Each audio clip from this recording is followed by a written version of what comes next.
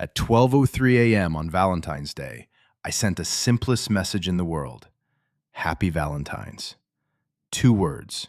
No pressure, no speech, no drama. I watched it deliver, and for a second I felt stupidly hopeful. Like maybe this year would be different. Then the screen changed. Seen. That tiny word hit harder than anything I've built, lost, or survived. Because after seen, there was nothing. No you too, no emoji, no sorry busy, just silence so clean it felt intentional. And in that silence, I realized something that made my chest go cold. She wasn't ignoring my message. She was ending the version of us that I kept trying to save. People think a relationship ends with a fight, with slam doors and final speeches. But the real endings don't announce themselves. They happen in the space between a message and a reply that never comes. And the worst part? I didn't even feel shocked. I felt caught. Like her silence didn't start that night. It just confirmed what I'd been avoiding for months. Because I knew her patterns, I knew her softness, and I knew that if she still wanted me, she wouldn't let Valentine's Day pass without one small sign. So I stared at my phone, and I understood it all at once. Her silence wasn't absence, it was an answer. I'm going to tell you the truth in the first 10 seconds, because that's how you'll know this is real. On Valentine's Day, her silence didn't hurt because it was cold. It hurt because it was final.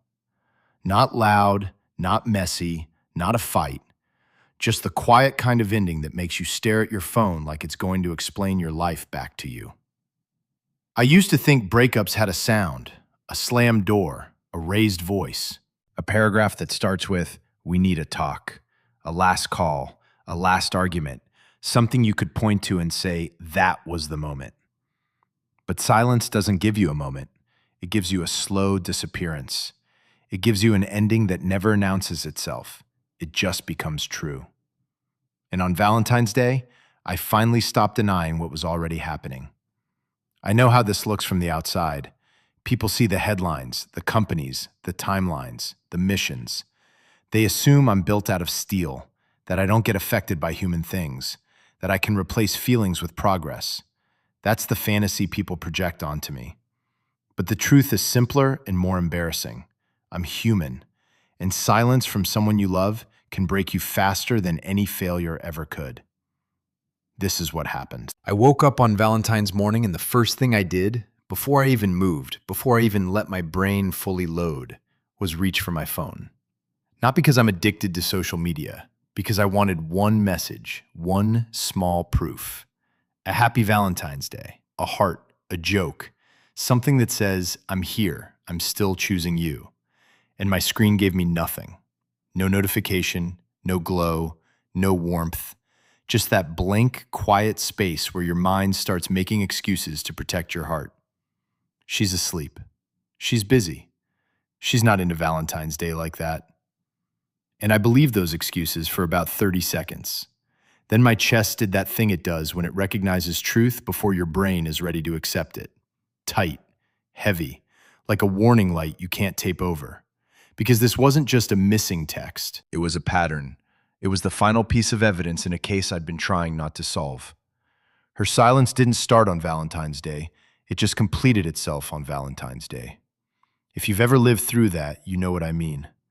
There's a phase where the person is still there, but they're not reaching anymore.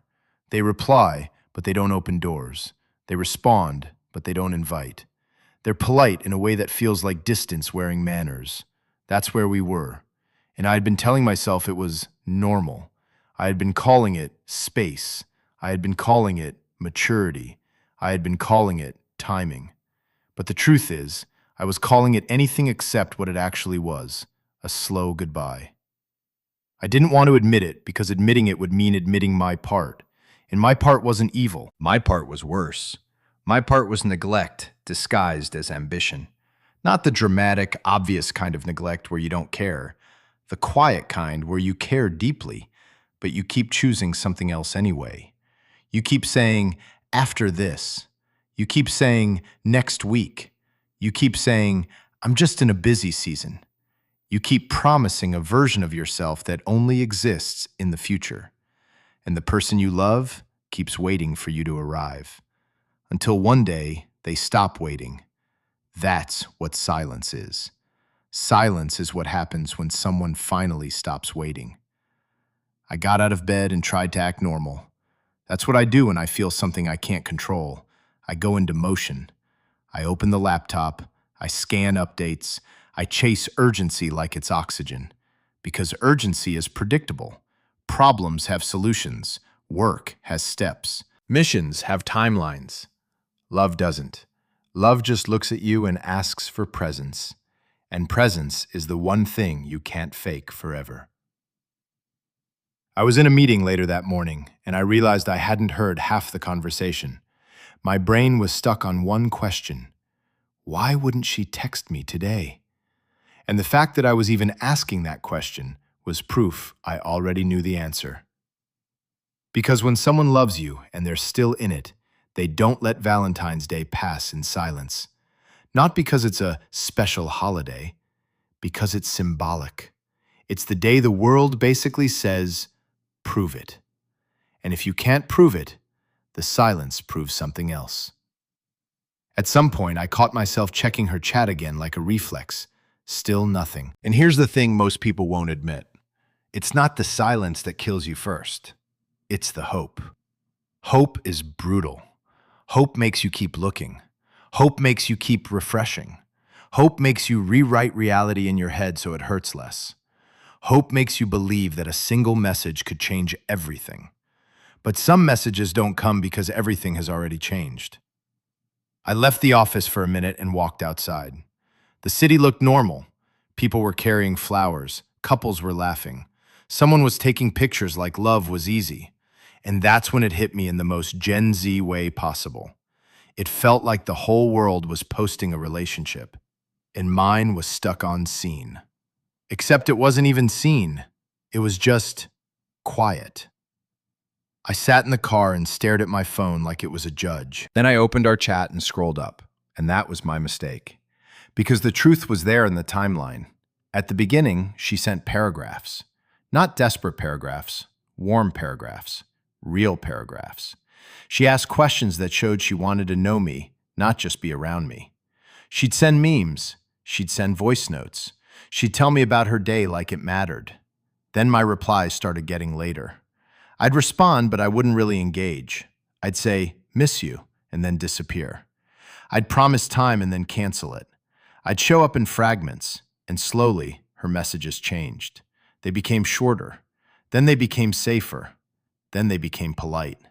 Then they became nothing. That's what broke me, because I could literally see the moment her hope started dying, and I could see my role in it, even if I didn't want to.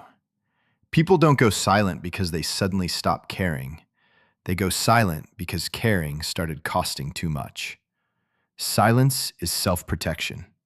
Silence is someone choosing themselves after trying to choose you for too long. I didn't cry yet, not then. I'm not proud of this, but my first instinct was still control. I wanted to fix it. Not because I was ready to be different, because I wanted to stop the feeling. So I typed a message, then deleted it. Typed again, deleted again. Because everything I wrote sounded like a strategy, not love. It sounded like damage control, not truth. And she would feel that. She always felt that. That was part of why her silence was so loud. She was the kind of person who could hear what you meant, not just what you said. So finally, I sent the smallest, cleanest thing I could send. Happy Valentine's Day. And the moment I hit send, I felt stupid. Because it felt late. Not late in the day, late in the relationship. It felt like showing up to a fire with a cup of water and acting like you saved the house. It sat there, delivered, and I waited. Minutes felt like hours. I tried to breathe like I wasn't suddenly 12 years old again, terrified of being rejected by someone I actually cared about. Then the reply came, and it wasn't what I wanted. It wasn't, Happy Valentine's Day. It wasn't, I miss you. It wasn't even anger. It was one sentence. Thanks. That's the moment my stomach dropped. Because thanks isn't love. Thanks is what you say to a stranger holding the door. Thanks is distance that doesn't want to be cruel. And that's what hurt most. She wasn't trying to hurt me. She was trying to end it cleanly. And clean endings are brutal because there's nothing to fight against. There's no villain. There's no explosion you can blame. There's just the truth, calmly walking away. I texted again. Are you okay? She didn't respond right away, and I knew this next part would define everything. Because when someone is still emotionally in it, they respond fast when you ask if they're okay. When they don't, it means they're okay without you. It means they're already on the other side. Hours later, she replied, I'm fine. 2 words, the coldest, warm words in existence. Because I'm fine doesn't mean fine. It means I'm done explaining. It means I already cried. It means I already begged in my head. It means I already tried. I asked, can we talk? And that's when the silence hit again. Longer this time, more intentional. And I felt it, the finality. The part where you realize you're asking for a conversation the other person already had with themselves. When she finally answered, it wasn't a paragraph, it wasn't dramatic, it was simple, and it destroyed me. This day just reminded me I'm always alone, even when you're there. Read that slowly, because that sentence is what silence becomes when it finally speaks. She didn't say, you don't love me. She didn't say, you're a bad person. She said something worse, that my presence wasn't presence. That being with me still felt like being alone. And I couldn't argue, because I knew exactly what she meant. I've been in rooms full of people and still felt alone. I've been in meetings, launches, chaos, noise, and still felt alone. I know that feeling, and I gave it to her. That realization is disgusting. Not because it makes you a monster, because it makes you human, in the worst way. You can hurt someone while still loving them.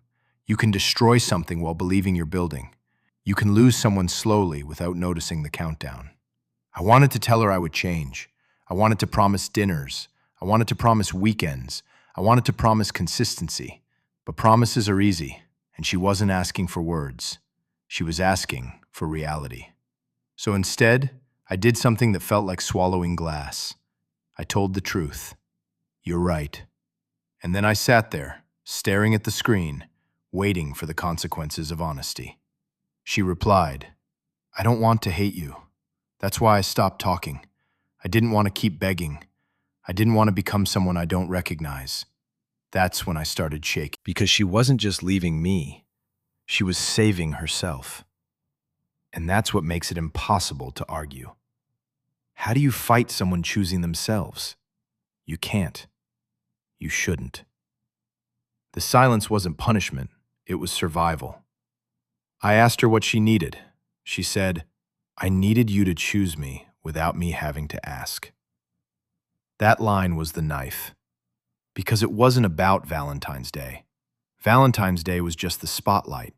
The real issue was the daily thing, the pattern, the way she always had to request love like it was a favor, the way my attention felt like a limited resource she had to earn, the way I treated her like she should be grateful for whatever percentage of me I could spare. That's not love. That's charity. And nobody wants charity from the person they love. I sat there after that and felt the tears come. Not because I wanted sympathy, not because it was cinematic, because my body finally caught up to what my ego had been denying. I cried because I realized silence isn't the absence of love, it's the moment love stops sacrificing itself. I cried because I realized she had been choosing me for months while I was choosing everything else. I cried because I realized I didn't lose her on Valentine's Day. I lost her in every small moment before Valentine's Day where she reached and I didn't meet her. That's what her silence was made of. 1,000 okay texts, 1,000 swallowed feelings, 1,000 nights where she went to sleep feeling unwanted but still hoping tomorrow would be different, until she woke up and decided she deserved different. That's what broke me. Because I could finally see her, not as someone leaving me, but as someone finally refusing to leave herself. And in that moment, I understood something I wish I'd understood earlier. Some people don't leave when they stop loving you. They leave when they stop abandoning themselves for you. That's the line, and she crossed it. After that, I didn't send long messages. I didn't write speeches. I didn't try to manipulate her back with emotions, because that's not love either. That's panic, and panic is selfish. So I said the only respectful thing left. I'm sorry I made you feel alone. You didn't deserve that. And then I let the silence be what it was, a boundary, a truth, a conclusion. Here's what Valentine's Day taught me, and I'm saying it straight because Gen Z doesn't respect fake wisdom. If you only show up when you feel like it, you're not a partner, you're a mood. If your love requires the other person to shrink, it's not love, it's convenience. If your ambition becomes an excuse to neglect someone, that's not purpose, that's avoidance with a good PR team. And if someone goes silent, don't treat it like a mystery. Most of the time, silence is the most honest communication they have left. I'm not telling this story to make her the villain. She isn't. And I'm not telling it to make myself the victim. I'm not. I'm telling it because this is what happens when you think love will survive on intention alone. Love doesn't survive because you mean well. Love survives because you show up consistently before someone has to beg. And I didn't. So her silence ended us, not as a punishment, as a decision, as a final act of self-respect. And the worst part? I understand it. I accept it. And I still miss her. Not in a desperate way, in a quiet way, in the way you miss someone you didn't deserve at the pace you were living. If you're listening to this and you're thinking about someone you've been too busy for, don't wait for Valentine's Day to expose what you've been avoiding. Don't wait for silence to teach you what presence could have saved. Text them. Show up. Not with a big gesture, with a real one. Because the truth is, silence doesn't start at the end. Silence starts the moment someone realizes they keep reaching into empty space.